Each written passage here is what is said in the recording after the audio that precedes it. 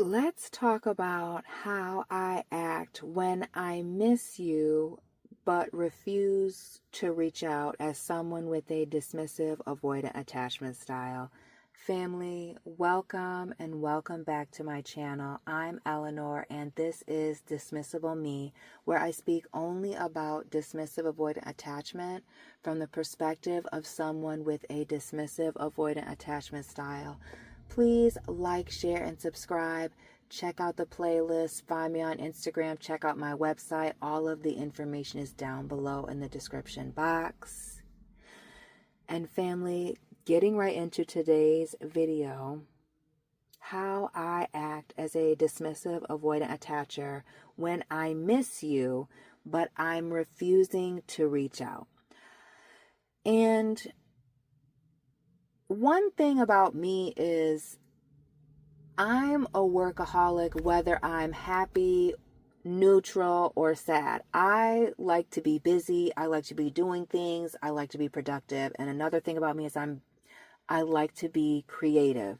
So I will spend a lot of this time or this energy of missing you or feeling this nostalgia and focus that extra time and energy into a new project. I'll put that into work. Maybe I'm working more hours, or I'm more dedicated at work. I'm getting more sales. I'm contacting more leads. I'm putting more energy into things because I do have this extra energy. I do also have this extra time. So for me, I'll be very focused on, my personal projects and things. I'll spend a lot more time working and doing the things that I would have been spending less time doing while I was in a relationship with you. Another thing that I tend to do when I miss someone is I can definitely think about the good times, and I can reminisce and look back at things. And just because we're not speaking or I'm not speaking to you, whatever the situation is, doesn't mean that there's this negative energy there or these negative feelings. So I'll go back and I'll think about the good times, but I'm also going to remember the reasons why we're not together. So I don't get so lost in the nostalgia that I forget about the reasons why we're in the place that we're in. So that would be the reason why I'm not reaching out. Me personally, I've already said, if I stop talking to you, go no contact, that's it. That's all. I'm not coming back. So just because a relationship ends, and just because it ends and I still have good or positive feelings for you, doesn't mean that I'm going to reach out. There's a reason why we're not together. If those good times were so great, we would be together. Those good times were not enough to keep us from where it is that we're at now. So love those good times. I will think about them forever. I'll, cherish and love those memories, but that doesn't mean that I'm going to reach out. That doesn't mean that I forgot about what happened. It also doesn't mean that I'm only focused on the negative things either. But there's a balance. There's a reason why it didn't work out. There's a reason why we're not speaking. I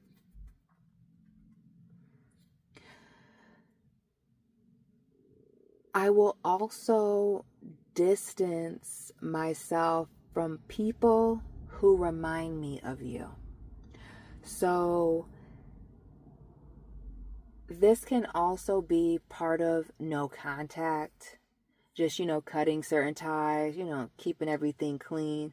But this can also be a part of missing someone as well, which is distancing myself from people that remind me of you, or distancing myself from people who are associated with you. Like, I'm always going to let you have your space. I'm going to just leave that alone. Like, if I'm wanting space or you're wanting space, again, just because I miss someone doesn't mean I have to be with them. Those are two different things. So just because I miss you doesn't mean that I want to be around you, doesn't mean that I want to be around people that remind me of you, or that may bring you up, like, mutual friends, or going to places that we frequented and maybe the people there or the employees there remember us. These are places that I would no longer go once we're no longer in communication or in no contact. I'm going to leave those places as places that were part of the relationship, and I'm not going to frequent those anymore. I'm not going to go there. I'm going to separate myself from those people, your friends, your family, things like that. As number one, it's a respect thing. It's about boundaries, but also it's about not going back to a place where the door for me has been closed. Just because I'm thinking about you again doesn't mean that the door has opened. The door to me, once there's a breakup, that's the closing. That's the finale. That's the closure. That's the end. There's not much more after that for me in my mind. I will think about you. I may wonder how you're doing. But what I won't do is I won't unblock you if you've been blocked. I won't, and even if you haven't been blocked, I won't look you up to see what you're doing. Like, it's mental. I'm not going to cross this boundary. Once the relationship has been severed, there's no reason for me to look back. And it's very much like the story of Lot's wife in the Bible. When she turned around, she turned into a pillar of salt. There's no reason for me to turn back around and get stuck in a place that I have decided, or you have decided, or we have decided we don't want to be, or is not, was not, has not been working out. So I'll think about you. I will wish you well. I won't, again, just because I'm not talking to you doesn't mean that I'm not thinking about you, doesn't mean that I don't care. But what it is saying is that it's over. I'm not going to reach out to you. Just because I'm thinking about, even if I'm thinking about you heavily, I'm not going to reach out. The relationship is over. You set a boundary. I set a boundary. That's that. Because I'm in it when I'm in it, and when I'm gone, I'm gone. So I'll definitely be wondering what you're doing, but I won't, like I said, I won't unblock you. I won't check your social media. I won't reach out. I will just wish you well and hope that all the good things that I hope in my mind are happening for you are truly happening for you over there on your part of the internet and in your actual real life off the internet. But I'm not going to check for you.